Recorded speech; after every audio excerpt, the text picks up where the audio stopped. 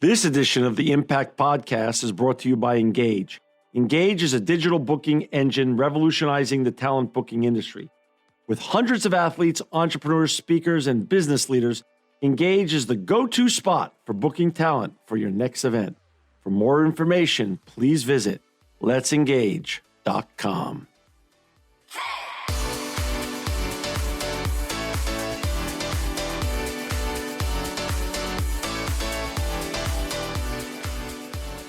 Welcome to another edition of the Impact Podcast. I'm John Shegerian, and I'm so excited to have with us today Dr. Kimberly Clay, better known as Dr. Kim. Welcome to the Impact Podcast, Dr. Kim. Thank you. Thanks for having me, John. I'm so excited to be here.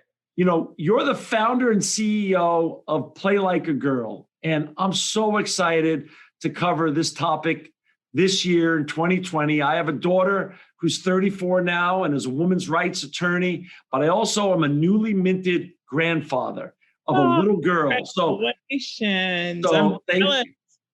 So having you in this world takes on such a level of importance. I wish you existed and your organization existed when my daughter was a little girl, but that's okay because there's millions of little girls out there right now that can benefit from your great organization, and you're going to tell us why. But before we get going into that, I want you to share a little bit about your backstory, Dr. Kim. How did you even get here? Like, how do you even come up with this idea? What did you do before? Give us your backstory back from the beginning, wherever you want to start. Yeah. So, as so many of us do, I have a storied past, which has really shaped me and shaped the work that I do at Play Like a Girl. I'm honored every single day I get up to live my dream. And that's really what Play Like a Girl is for me. I grew up on red clay dirt roads in rural Mississippi in the 70s and 80s and 90s, when girls didn't really have many sports, and especially girls of color, Black girls in my small town didn't have the benefit of, even having play as an option. In fact, I have done a number of, public presentations and talks across the country about built environments during my career, and just recently shared a photo of my niece who is playing on a local community recreational softball team. And they're literally playing in dirt and in grass for the most part. And they basically wear their street clothes, whereas the white girls in town have the benefit of an actual diamond and, official jerseys and all of the balls and equipment necessary to feel confident when they play the game.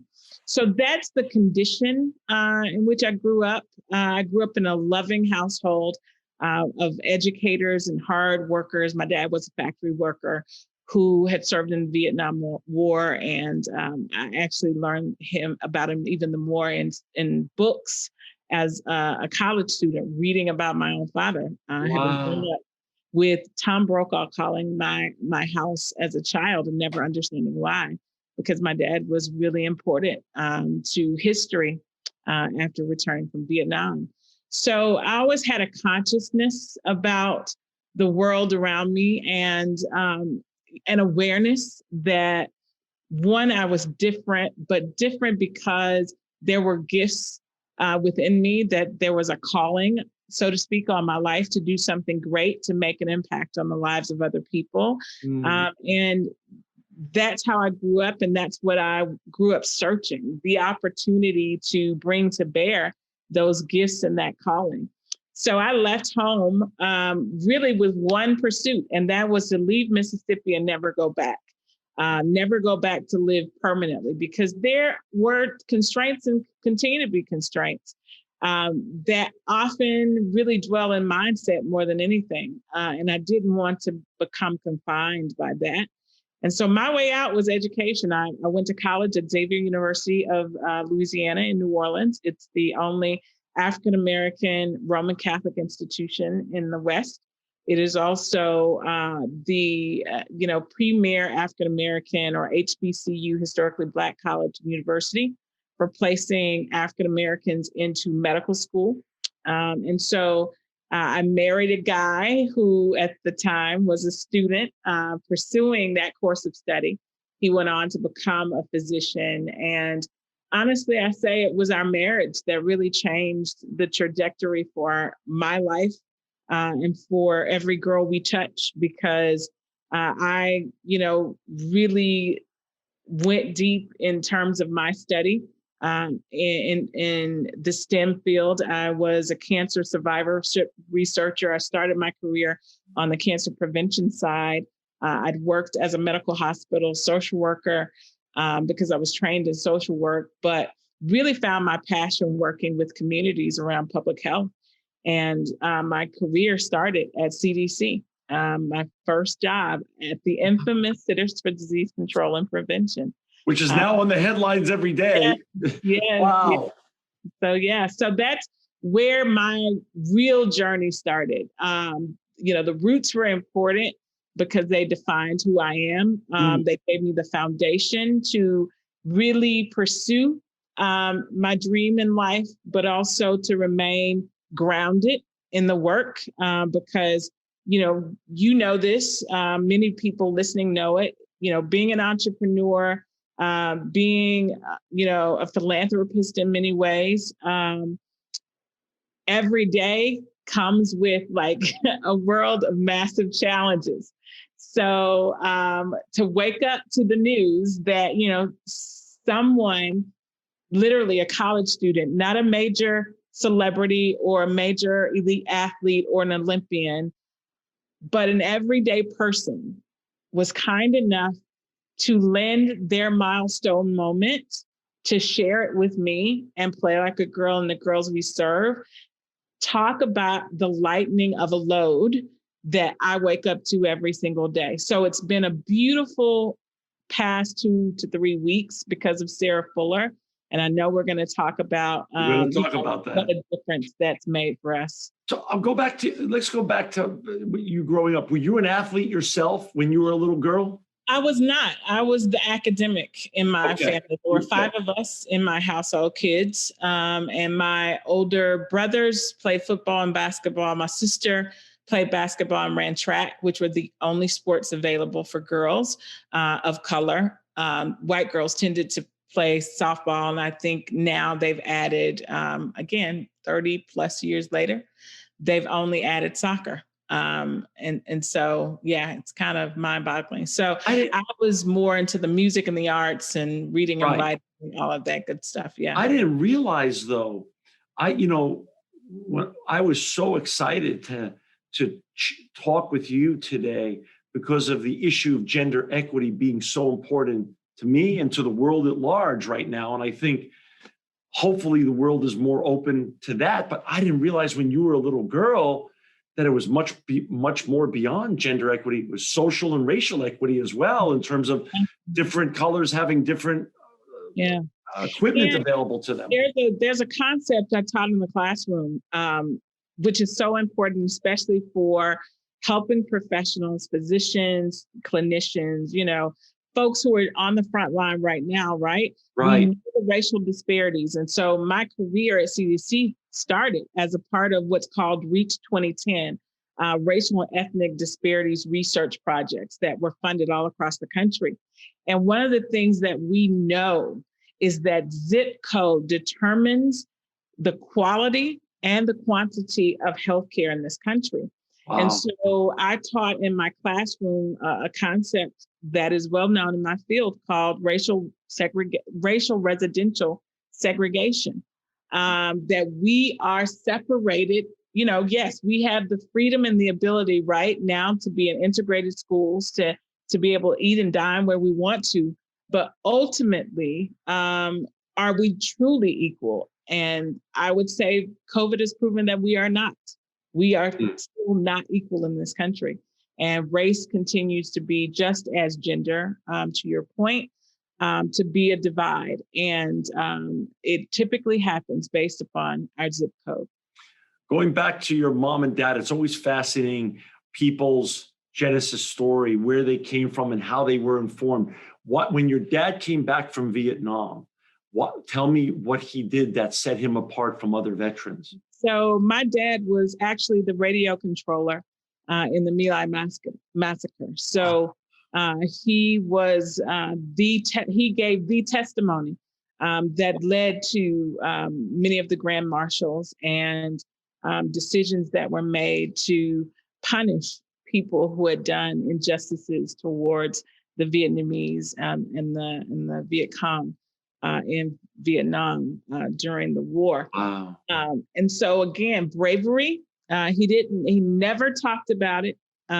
Honestly, I did not know any of it until I was a sophomore in college, reading a history, a war history book for a summer program, and was able to later verify all of the information.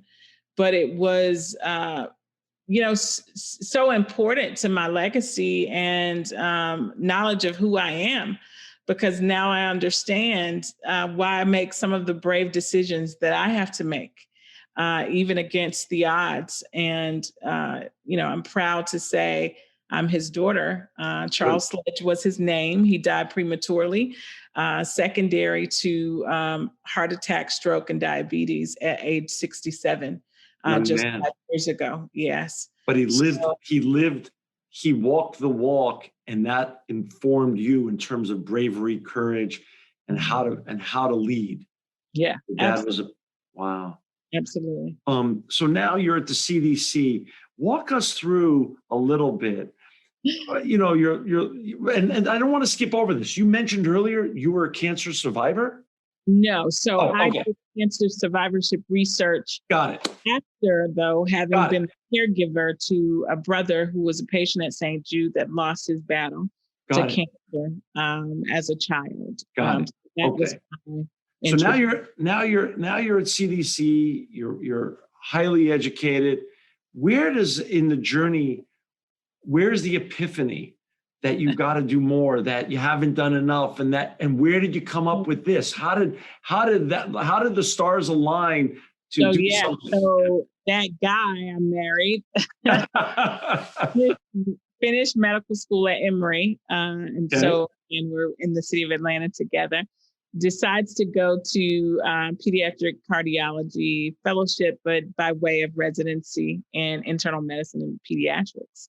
So it gave me a moment to stop, reflect, and consider what I wanted to do with the rest of my life. I wanted to stay at CDC, which at that time I did, but I recognized in order for me to be a leader, even within this government agency as a woman, I either needed a PhD or an MD, because women were not at that time allowed to rise the ranks of directors and, vice, presidents within structure without a degree at that level. So I decided to go back and pursue the PhD.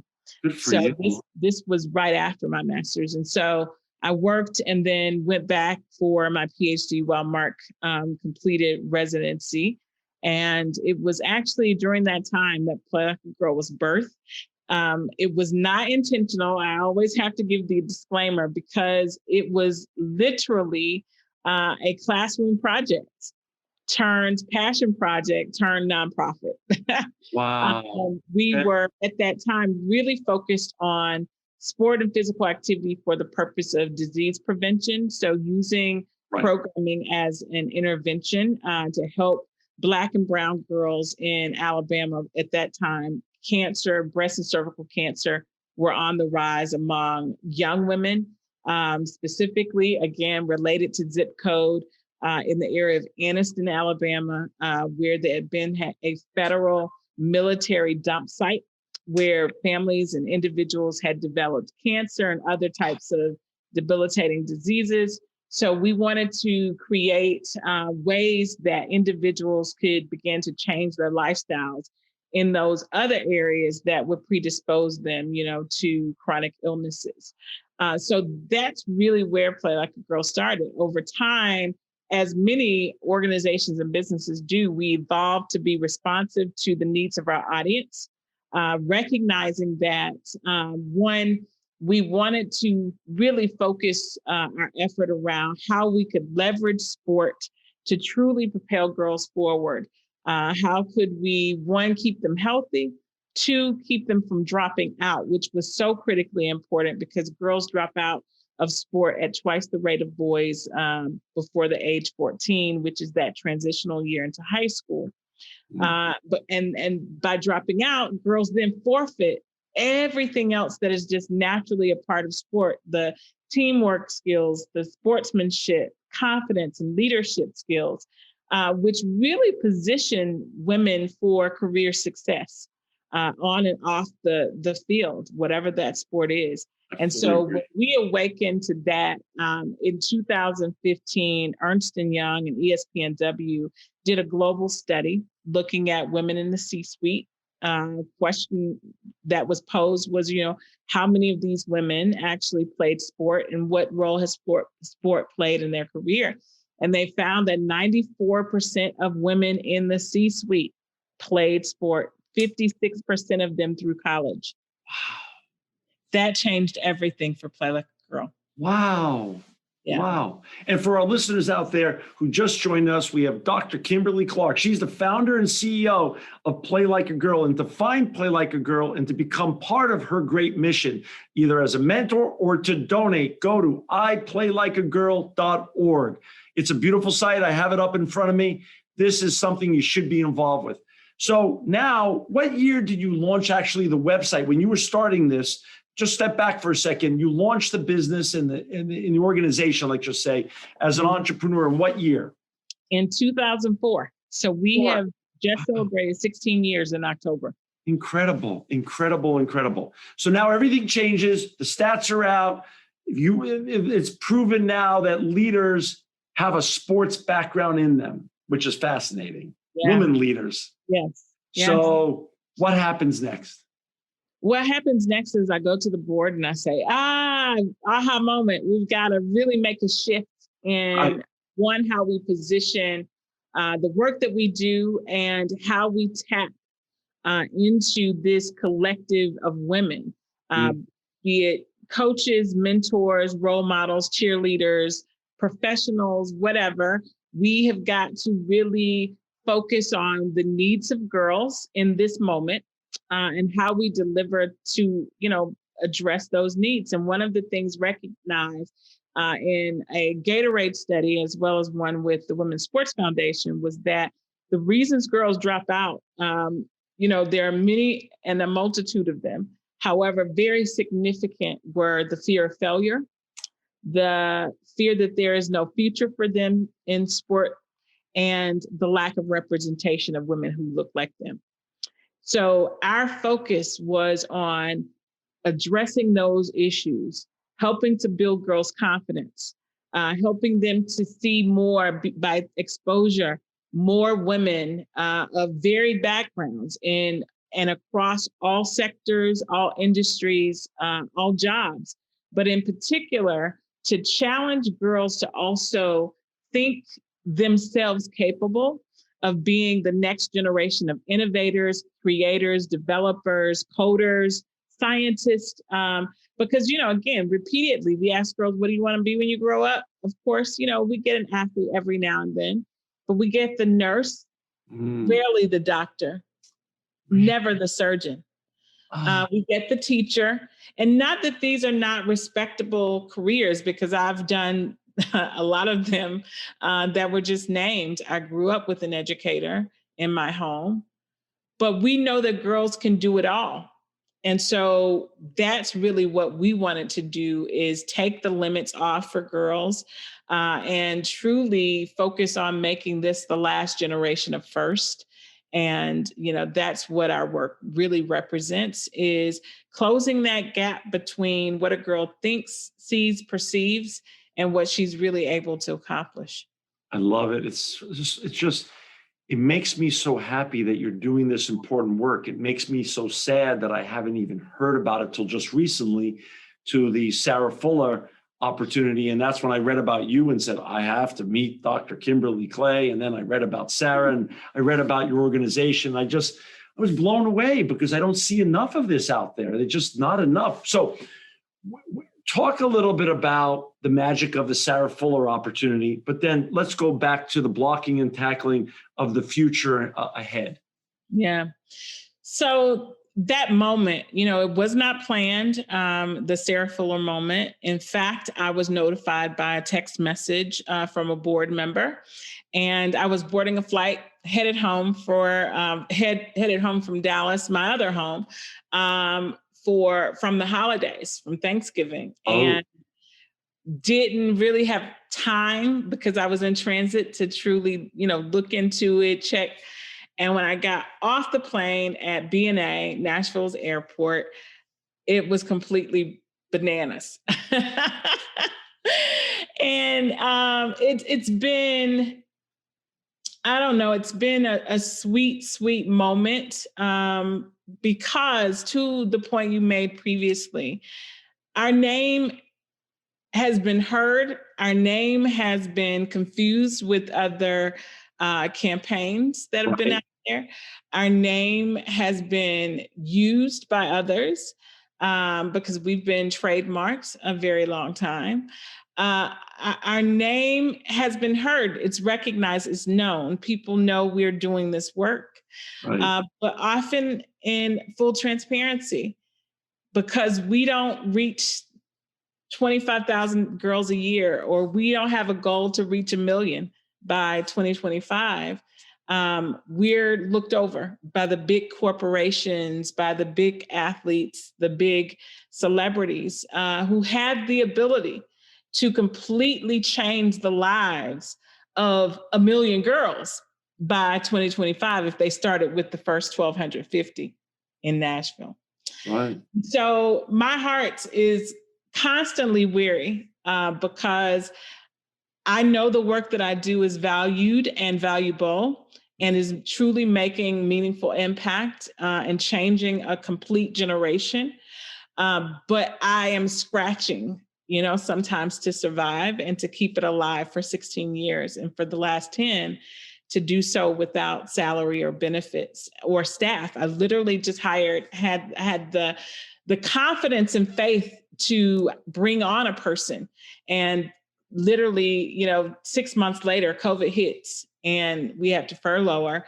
And it was my commitment to Hannah because she took a risk for me and for Play Like a Girl, to not let her get lost in the fray of, everything that's happening. We did paycheck protection loan. We've done all of the things, and she's been patient to allow time to, pass so that things somewhat mellow out. And so she's still here, a year and almost a quarter later. And that speaks to the kind of people who keep coming our way. The Sarah Fuller, someone I had never engaged with, someone we had never seen or heard of, other than they had just won the SEC championships for women's soccer. And we knew the name in the context of soccer. She literally on her own chose to take Play Like a Girl on her journey during a milestone moment that changed history. Right. History, and not history for sport, not history for women's sport, but it changed history. Right. It happened to also have changed history in the context of those things. But she chose us, and that's the sweetest part of it. Yes, we've seen an increase in giving. We've seen an increase in purchases of merchandise in our online shop. In fact, we had to shut it down for the holiday because we want to enjoy our families too and not be shipping in the last few hours before Christmas. But just the thought that another woman used her platform, her ability and her influence, to share it with not me, but the girls. So today, in a few hours, she's our guest mentor. We do virtual mentoring with about 50 girls across the country. They have 98, about 100 mentors, 98 or so, who are paired 2 to 3 to 5 girls.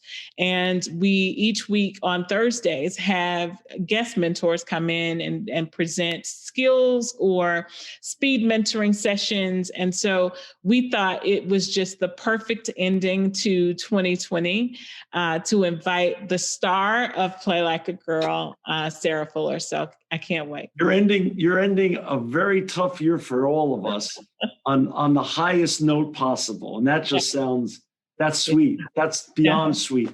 How many young ladies are part of your program on a regular basis, both young girls and then also mentors? And how can we encourage more to join? Yeah. So prior to COVID, we actually served a combined 1,250 girls and women annually. In 2019, I think we were right at 1,160. Wow. So we're in that range of 1,100 to 1,250. This year, we haven't done our final count because the virtual reality in which we live, has really blessed us with some opportunity that, we would not have pursued had it not been for the pandemic. So that's allowed us to reach girls and expand our borders beyond Nashville, which we already did programs across the country in partnership with brands and athletes and teams and leagues. But this allowed us to go even the further directly to the girl. Right. Also, we had a partnership this summer with LinkedIn that allowed us to recruit 1,600 women, 1,600 women professionals across the country, from Silicon Valley to Big Apple and back to Music City, who are the women that we are training and, getting ready to mentor girls. So I encourage folks, if you're interested in mentorship, which is a great way to give back and make a difference, we have tons of opportunities. We'll be rolling out some new formats of programming in the new year, but visit our website at iplaylikeagirl.org/mentor. And there's a quick little form with basic information, name and email address, I think, in your company, enroll. And we'll be in touch. That's a great way to give back. Let's step back here. Bravo to LinkedIn. Why don't more? I mean, let's give them a shout out and also I hope they do it again next year. And I hope other organizations get involved to do that. This particular program was one of many LinkedIn for Good initiatives that they actually devised in order to respond to the COVID pandemic for nonprofits and small businesses. So it was a dedicated donation of the equivalent of what would have been about $12,000 in ads and in-mail sponsored posts that allowed us to target and pop into the in-mail box of, thousands of women. Couple questions, Doc. Did they approach you, or did you just use your bravery and your chutzpah and you approach them? So this was a formal program within LinkedIn. So it was broadly shared. I think I may have learned about it on one of the many serves that I get emails from. Yeah. Right. Talk a little bit about your mentor profiles for the young woman out there that want to get involved, but want to understand, do they fit your profile to be a mentor? Who should be a mentor out there for you? On every woman who, is truly making a difference and on the rise in her career, early career, mid-career, and certainly we want as many senior executive women as we can get, right? At end of career also. We see women in STEM, our programming is specifically built to help propel girls into male-dominated careers in science, technology, engineering, and mathematics, where, again, girls have the opportunity to at least earn higher pay and truly break intergenerational cycles of poverty and inequality within their families and communities. But we don't limit our mentors to the STEM professions. So what we message is that every woman is welcome. We do want more women in STEM for the purpose of our programming and our mission specifically. But any career field, any sector, any industry is welcome. We are also trying to expand the geography as well, which is why LinkedIn was so important for us, because we want our girls, wherever they are in the country, for those who have never left their neighborhoods, to be able to see the possibility of getting out, because that was for me the way to my future and the way to now being able to make the difference in the lives of the girls I serve, is that I saw a way out. It was actually a distant cousin who had been to Xavier as a student. She was a speech pathology major, and I'd never met her. And I think to this day, I've never met her. Oh my I God. read about her in our local newspaper, and I put a pin there and I said, that's where I'm going to college. Didn't know a thing. And it has been the greatest decision of my life. What a gift. And like you said, minds and hearts can change with that spirit of inspiration or hope. So giving more of your young ladies mentors that can push them, pull them, inspire them is really what we're trying to do. Like when you go to bed at night, you just think about the possibility. If it was done right and money wasn't, and capital wasn't your biggest challenge, how many mentors, how many young ladies would you want to have on your platform? Yeah, if we didn't have the challenges and all of that, which I don't think we're going to have them for very much longer. Good. I have the faith to believe it. Yeah, I agree. We'd be on every college campus. Wow. Within the 6 or more, the SEC, the NCAA, all of those, where college women are mentoring down to high school and middle school girls through Play Like a Girl chapters. That's my vision. My vision is to meet the need through a near peer mentoring approach, where girls get to be mentored not only from, senior executive women and women in mid-career, but also women who are not far ahead of them. Because I think it's so important to be able to see that the struggle is real and that it's possible and you can do it at every step of the way. So, in middle school, sometimes it's hard to envision yourself at 25 and 35, 45. But you can certainly bet your bucks that a girl can envision herself at 25, or 15, and what it's going to take to get to 15. And then at 15, what it's going to take to get to 25. So that's, I think, the way that we also scale to get our program out to all of the girls who are constantly asking for Play Like a Girl in their communities. Now, we've talked about mentoring. Mentoring was our pivot in the pandemic. We have not always done mentoring. Mentoring was our answer to a problem. And it was a great answer, but we actually have 3 core programs. We do summer camps, which is how girls enter our program in 5th and 6th grade. And then we run after school programs where girls get to take a deep dive into STEM careers through exposure, through corporate field trips. We do STEM Saturday makerspace workshops where they get to build and create and design. We do hackathons and STEM challenges where the girls identify a real world problem and they create a tech-driven solution to it through a mobile application or a website or a product. And then we wouldn't be Play Like a Girl if we didn't play.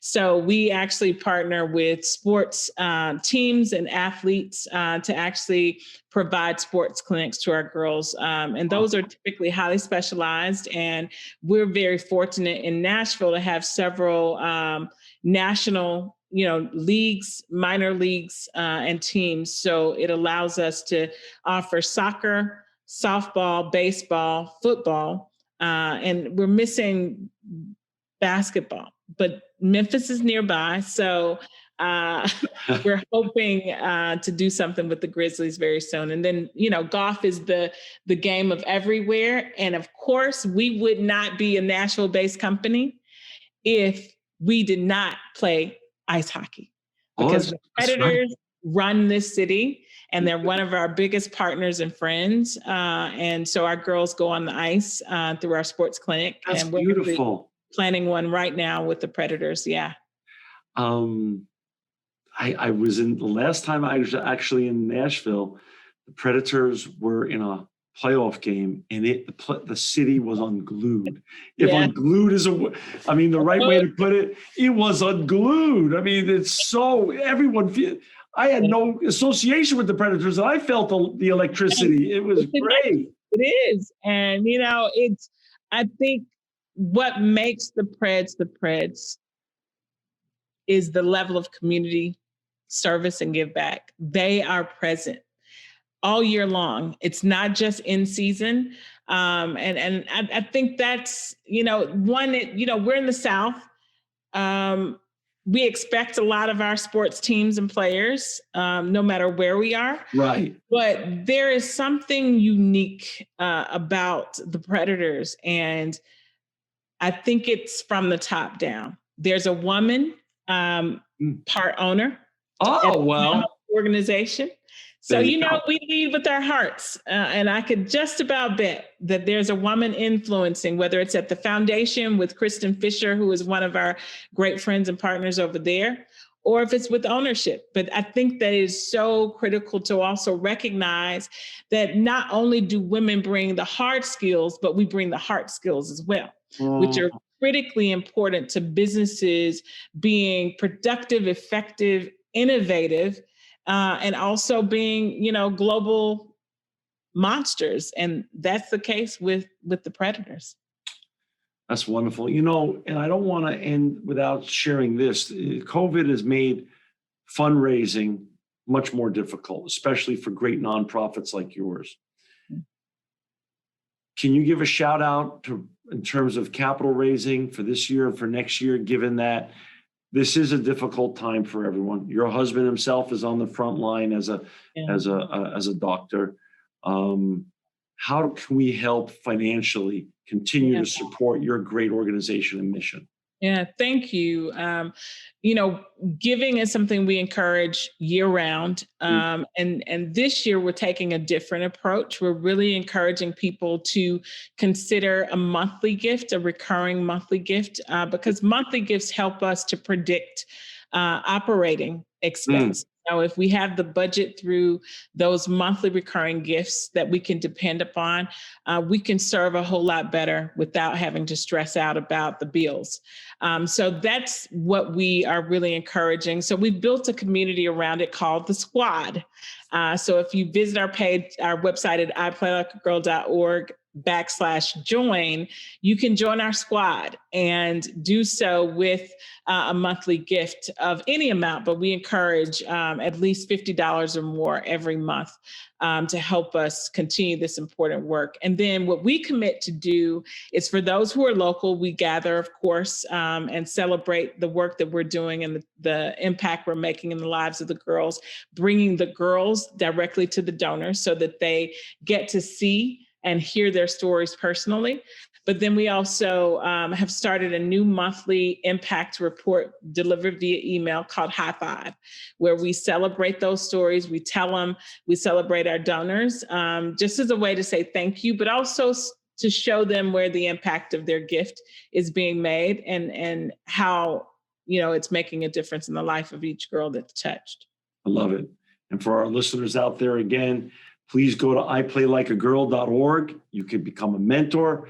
You could donate, like Dr. Kim said, on a monthly basis, or if you want to do an end of the year donation, it's all good. Share before we say goodbye for today, Dr. Kim. So what's happening with Sarah today? She's coming on, and how's that going to work? How's that going to work? Oh God, it's going to be so much fun. She and I are going to have a really informal conversation around mentorship. We're going to talk a little bit about football, of course, more about, the issue of low representation of women in STEM, because she herself is actually pursuing a STEM degree. This is her senior year. Wow. She's finishing up in medical society and that body of work, pursuing a STEM career herself. So we'll talk about that. And then the most important piece is that she will take questions and offer advice to girls who are on the line. We have 100 girls and who are registered for debt today. We shut it down at 100. And we just want them to be able to receive from her. They have been asking for the last 2 weeks, and to be able to deliver on that, is like the best gift leaving, the end of programming before the holidays. Well, I just want to say thank you for your time today, Dr. Kim. You're the best gift I think that we've had on Impact this year. This is a special story of STEM, of gender equity, of sports. This is something that we want to cover more. I want you to know, you're always welcome back here. For our listeners to find Dr. Kim, her colleagues, and their important work they're doing, please go to www.iplaylikeagirl.org. Learn more about them, become a mentor. Also, donate, give of your time, and give any capital you can. Dr. Kim, you're making an important impact in this world. God bless you. God bless your family. Thank you for spending some time with us today on the Impact Podcast. Thank you.